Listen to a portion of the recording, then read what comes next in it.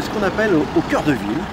Et le cœur de ville, durant ce mandat, sur les 6 ans à venir, va beaucoup changer, beaucoup évoluer, puisque dans le cadre du projet de cœur de ville, on veut donner de la qualité à tout cet espace et créer des espaces de convivialité, réorganiser la circulation, réorganiser les chemins piétons, déplacements quels qu'ils soient. Et pour ça, on va, durant ce mandat, travailler sur ce qu'on appelle le projet de cœur de ville. Ce projet de cœur de ville, c'est la requalification complète de la rue de Paris. C'est des espaces qui sont derrière les anciens services techniques qui sont à réhabiliter, c'est des espaces à réaménager, à réhabiliter, sur lesquels il faut qu'on travaille. Et c'est également la place du Colombier qui aujourd'hui mérite une grande requalification.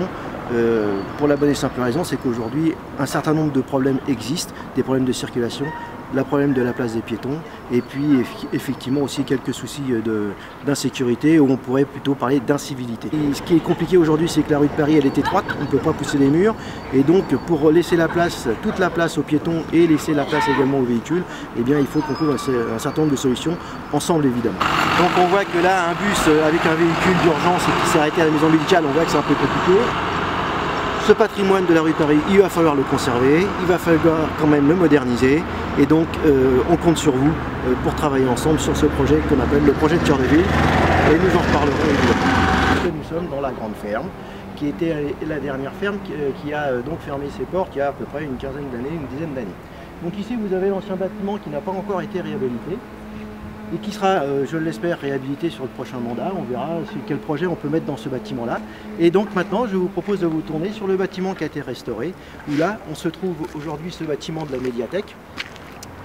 Dans le cadre du développement durable, comme vous voyez, on a couvert tout ce bâtiment de panneaux solaires, ce qui nous permet de produire une énergie et qui nous permet de faire quelques économies sur ce bâtiment-là.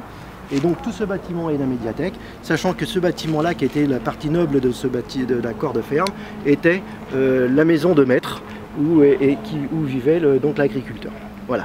Donc ici nous sommes dans cet espace, ça a été notre projet, ça a été un de nos 2-3 projets importants, phares de notre précédent mandat. C'est une très grande réussite, ça a été reconnu et c'est extrêmement utilisé. Les Lieusaintais viennent découvrir ce bâtiment et ils l'apprécient. Voilà à comment on peut réhabiliter un ancien bâtiment, lui donner de la valeur et apporter à cette commune un patrimoine enrichi. Donc ici, notre fierté du mandat également, c'est la réalisation qui est magnifique et qui tout doucement se remplit avec des commerces divers et variés.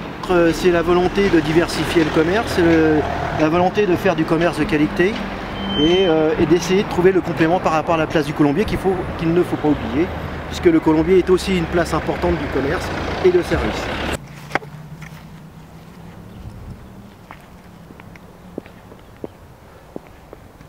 Donc ici, nous sommes sur le lieu préservé de la commune de Lieusaint, puisque ici nous sommes dans une zone protégée, s'appelle le bassin de la Motte. Il est en continuité sur le rue des Aulnes.